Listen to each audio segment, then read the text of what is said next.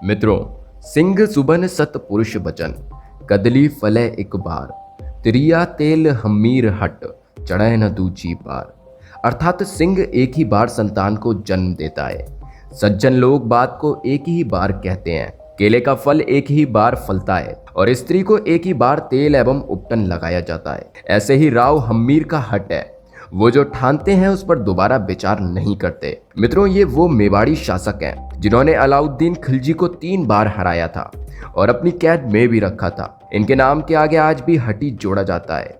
ये इतिहास में हटी हम्मीर के नाम से प्रसिद्ध हुए हैं। मित्रों, आज की वीडियो में हम इन्हीं के बारे में बात करने जा रहे हैं, इस मेवाड़ी शासक के बारे में और उसके हट तथा ऐतिहासिक युद्धों के बारे में। हमें पता है बहुत से लोगों को इनके बारे में कुछ नहीं पता, लेकिन इनके बारे में जानने के बाद आप अपने आप पर गर्व महसूस करेंगे कि ऐसे वीरों ने हमारी भूमि पर जन्म लिया। मित्रों, राव हम्मीर देव चौहान का जन्म 7 जुलाई 1272 को चौहान वंशी राव जैत्र सिंह के पुत्र के रूप में अरावली पर्वतमालाओं के मध्य बने रणथंभौर दुर्ग में हुआ था। बालक हम्मीर इतना वीर था कि तलवार की एक ही बार से मदमस्त हाथी का सिर काट देता था। उसके मुक्के के प्रहार से बिलबिलाकर ऊंट धरती पर लेट जाता था। इस वीरता से प्रभावित होकर राजा जैत्र सिंह ने अपने जीवन काल में ही मात्र 10 वर्ष की आयु में ही 16 दिसंबर 1282 को उनका राज्य अभिषेक कर दिया। राव हम्मीर देव चौहान रणथंभौर के शासक थे। ये पृथ्वीराज चौहान के वंश के सर्वाधिक शक्तिशाली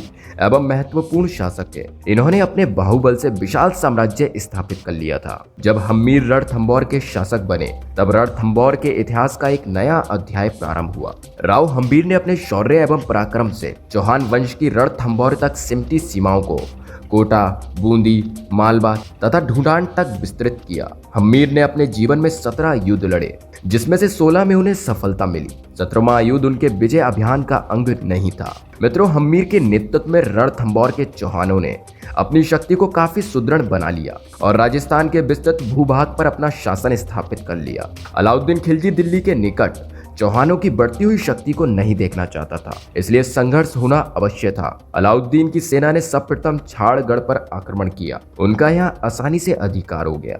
छाड़गढ़ पर मुगलों ने अधिकार कर लिया। ये समाचार सुनकर हम्मीर ने रणथंभौर से सेना भेजी। चौहान सेना ने मुगल सैनिकों को परास्त कर दिया। मुगल सेना पराजित होकर भाग गई। चौहानों ने उनका लूटा हुआ धन व अस्त्र शस्त्र लूट लिए। अलाउद्दीन खिलजी ने दोबारा चौहानों पर आक्रमण किया और छाड़गढ़ में दोनों सेनाओं में भयंकर युद्ध हुआ। इस युद्ध में हम्मीर स्वयं नहीं गया था। वीर चौहानों ने वीरता पूर्वक युद्ध किया, लेकिन विशाल मुगल सेना के सामने कब तक टिकते। अंत में सुल्तान का छाड़गढ़ पर अधिकार हो गया। उसके पश्चात मुगल सेना रणथंभौर की तरफ बढ़ने लगी। तुर्की सेना नायकों ने हम्मीर देव के पास सूचना भिजवाई कि हमें हमारे विद्रोहियों को सौंप दो, जिनको आपने शरण दे रखी है। हमारी सेना वापस दिल्ली लौट जाएगी। लेकिन हम्मीर अपने वचन पर दृढ़ थे। मुगल सेना का घेरा बहुत दिनों तक चलता रहा, लेकिन उनका रणथंभौर पर अधिकार नहीं हो सका। अलाउद्दीन ने राव हम्मीर के पास दोबारा दूत भेजा कि हमें विद्रोही सैनिकों को सौंप दो, हमारी सेना वापस दिल्ली लौट जाएगी। हम्मीर हठ पूर्वक अपने वचन पर दृढ़ था। बहुत दिनों तक मुगल सेना का घेरा चलता रहा और चौहान सेना मुकाबला करती रही। अलाउद्दीन को रणथंभौर पर अधिकार करना मुश्किल लग रहा था।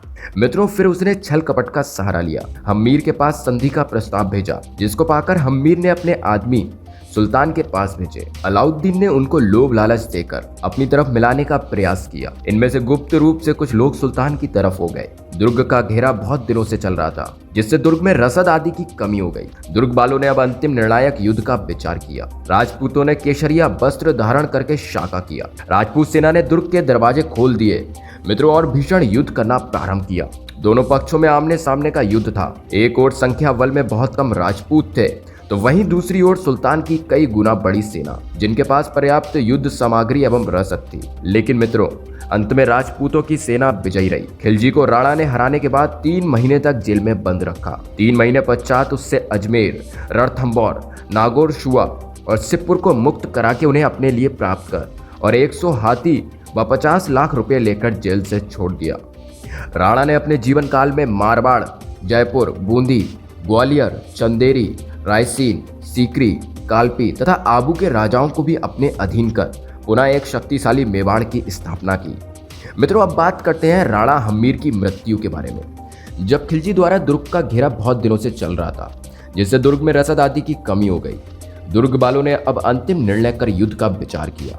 और राजपूतों ने केसरिया वस्त्र धारण करके शाका किया। राजपूतों के पराक्रम के सामने मुसलमान सैनिक टिक नहीं सके। विभाग छूटे। भागते हुए मुसलमान सैनिकों के झंडे राजपूतों ने छीन लिए और वापस राजपूत सेना दुर्ग की ओर लौट पड़ी।